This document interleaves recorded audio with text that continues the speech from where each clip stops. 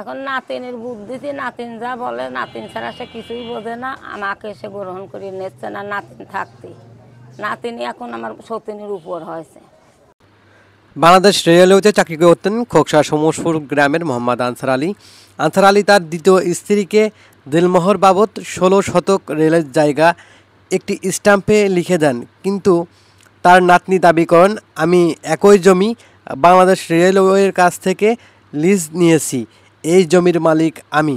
এই মালিকানা নিয়ে চলছে এক ধোঁয়াশা। বিস্তারিত দেখব রিপোর্টে।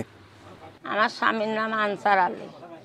তো এখন হচ্ছে আমার স্বামী শরিয়াতভাবে আমার বিয়ে থা করছিল, ঘর বাড়ি লিখিত করে দিয়ে উল্লেখ করে দিয়েছিল। এখন সে আমার বাড়ির থেকে বাইর করে দিয়েছে আজ 1 বছর। আমি আলাদা হয়ে রেলের পাশে থাকি। এখন নাতিনির যুক্তি, আমার নাতিনির নাম হচ্ছে মুক্তি, আমার সতীনির নাতিন। তো এখন নাতিন যা কয় সে তাই শোনে, আমার কথা সে শোনে না, আমার খাবারও দেয় না। আমি একা একা ধরেন যে ভাড়া থাকতাম, এখন আমি এই রোডের পাশেই থাকি দোকানে। সে টাকা পয়সাও আমার দেয় না, আমার বাড়িতে উঠতে দেয় না, খাবার পরবার দেয় না, কিছু দেয় না। আরও বাড়ির পাশে গেলে নাতিন আমার মারধর করে। নাতিনের কথা মতনই সে চলে। পাশে আমি বাড়ির সীমানাই জাতি বানিয়ে নাতিনের কয় যে লাঠি দিয়ে বাড়িয়ে সেই বাড়িতে আমার থাকতে দেয় না। নাতিন নিয়ে আমার স্বামী থাকে। আমার নামে কাগজপাতি সব আছে উল্লেখ করা। আমার স্বামী কয় যে তোমার জায়গা নাই, তোমার আমি তালাক দেবো। এই পক্ষে আমার ছেলে সন্তান নাই। লিখিত অভিযোগ দেখাইছি, তারা বলতে সময় দিয়েছে, একদিনকে সময় নিয়েছে। সে পালাতো ছিল 3 মাস আসে না। কালকে থানাতে চাপ দেওয়ার পরে সে কালই বাড়ি আসে।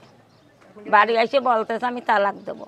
আর আমার কথা তালাক যখন দিবি, আমার দেলমোহরের তুই তো বাড়ি ঘর দিতিস, আমার দেলমোহর ছাড়িয়ে দিয়ে তালাক দে আর 3 মাসের খোরাক দে।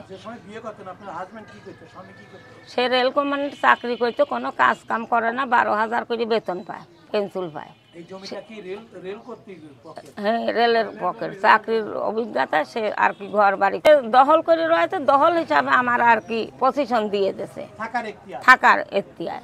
আমি বেচতেও পারবো না কিছু না, আমি যতদিন বেঁচে থাকি আমি থাকতে পারবো। আমার কেউ কিছু বলতে পারবি না, কিডা বলে দেখবো না। তারপরে চেয়ারম্যান আমার বলছে যে থানায় যাও, আইনের মাধ্যমে যাও। আমি আইনে গেছি দোকানের পার। আমি দোকানেই থাকি ফুটপাতে।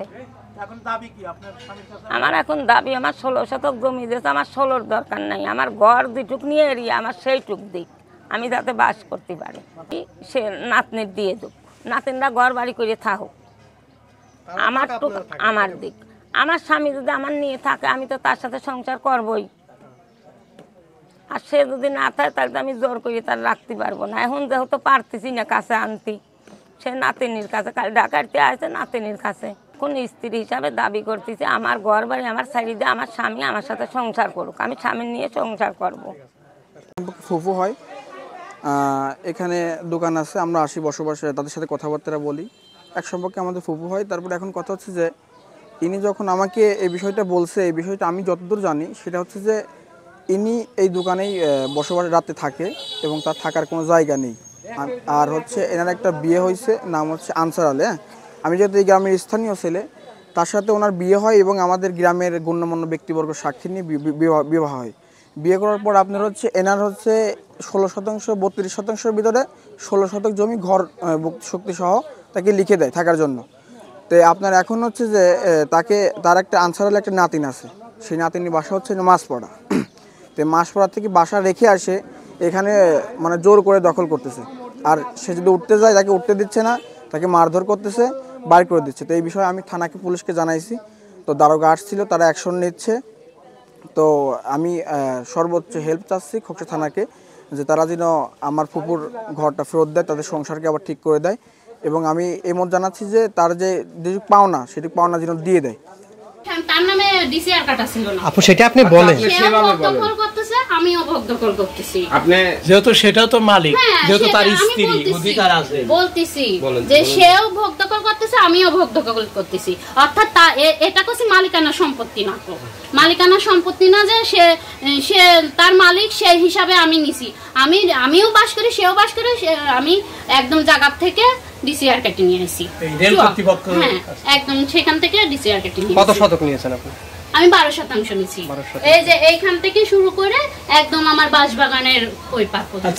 এই যে এই জমি বাবদ, এই জমির বাবদ অনেক বছর আগে আমার নানি বাইসে থাকা কারণে আগে কি জন্য দিয়েছিলেন? এমনিতে এই জমি কিনা, এই অর্ধেক আরো এই ঘর সম্পূর্ণ আমি করছি।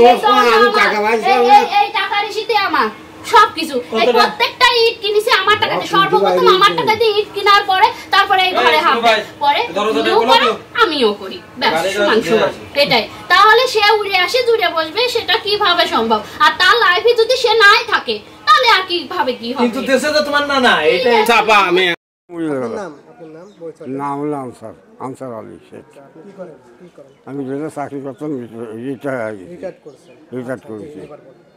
রিটায়ার্ড করেছি, যেটা চাকরি করতাম। রিটায়ার্ড করার পরে আমার বউ মারা যায়। মারা যাওয়ার পরে 3 বছর পরে এর সঙ্গে আমার বিয়ে হয়। বিয়ে হওয়ার পরে 3 বছর মনে হয় বিয়ে হয়েছে। কত সারাদিন বিয়ে হয়েছে? 3 বছরে প্রতি মাসে আমি 5,000 টাকা করে দিই। কিন্তু এই বাড়ি এখন সাল বেটাবো, ওই বাড়ি থাকবে না, তো চলে গেল ওই বাড়িতে।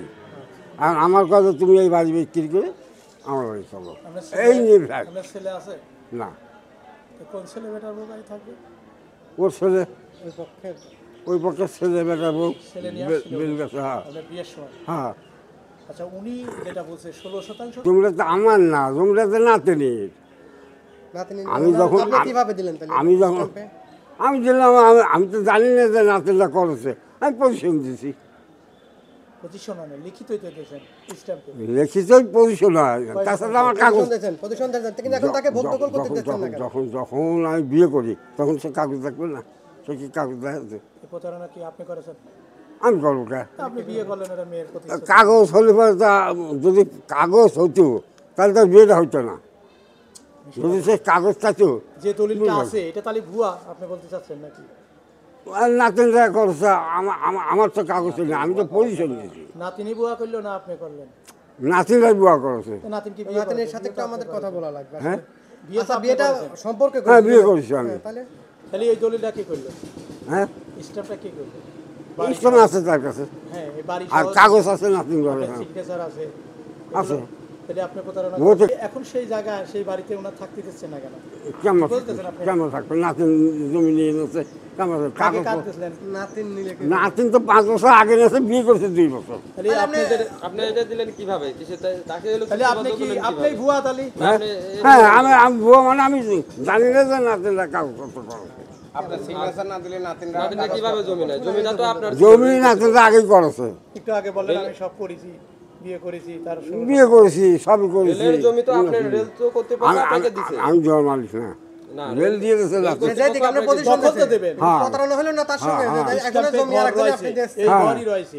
স্ট্যাম্পের উপরে তাহলে তার বের করে দিলেন কেন আপনি?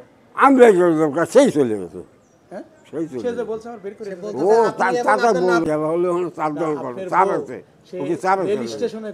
আমি একটা রেলের চাকরি করি, আমার বউ যদি চাপ আছে প্রতি মাসে 5,000 টাকা দিই, তারপরেও 50,000 টাকা তুলি। 12,000 বলে তাই, ক্যামেরায় বলে তাই। এইবার শোনেন, এইবার শোনেন, আমি বিয়ে করে নিয়ে আসি, ওরে নিয়ে আসি, আমি রাখলাম। রাখার পরে যারা বিয়ে দিচ্ছে, যারা বিয়ে দিল, যারা বলতে কিভাবে বিয়ে হয়েছিল? বিয়ে তো হুজুর সাথেই হয়েছে। সাক্ষী যারা সাক্ষী, দুজনকে পছন্দ করে বিয়ে। হ্যাঁ, আচ্ছা তাহলে ঠিক আছে, বলেন। দুজন পছন্দ করে বিয়ে করেছে, যারা সাক্ষী, আমার এখানকার কিছু সাক্ষী ছিল, তারা বিয়ে আমার দিল। দেওয়ার পরে 7 দিন পরেই আমার বলে যে, আনসার তোর তো জমি নেই, তোর বউর জমি, আমি এমনি ঘর তুলবো। আমি চাই এমনি ঘর তুলবো। ফ্যাক্টর তো এই যাচ্ছেন, ফ্যাক্টর এই যাচ্ছেন, কে তুমি ঘর তুলবা? কয় জমি তো তোর বউর সঙ্গে বোঝাপড়া আমার হবে। শুনে দেখেন, এই মহিলা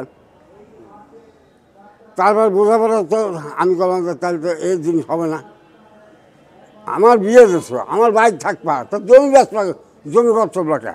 বিপদে পড়িয়ে দিল। হ্যাঁ হ্যাঁ হ্যাঁ, এই আপনি চাচা আছে, বলছেন, নাতিনি দিয়ে এই দেবে যে সব। বলছেন, হ্যাঁ হ্যাঁ, হ্যাঁ, কিছুক্ষণ আগে ফ্যাক্টরি করে এই যেই এই যে কারেন্ট, বা তারা আসে ঘরও তুলবার চায়, আচ্ছা, এই তাদের কাছে টাকাও কিছু নিছিল, চাচা, এই জমিটা তো সরকারি সরকারি রেলের জমি, রেল জমি, আপনারা অস্থায়ী বা বাড়ি করে থাকতে পারবেন, থাকতে পারবো তাতে বেচতে পারবেন না, না, বেচা হবে বেচা না, রাখতে আছে নাকি? না বেচা রাখতে পারবো না। মেয়ের কিভাবে দিয়েছেন আপনি? নাতিনি কিভাবে দিয়েছেন? বড়ি দিল কিভাবে? না, নাতিনি কিভাবে দিয়েছেন? ইসলাম পেয়ে? না, তুমি ইসলাম পাবো না, কাগজ করে দিয়েছি, দলিলি দলিল না, অফিসে কাগজ পাওয়া যায়। আপনি কি বলেন?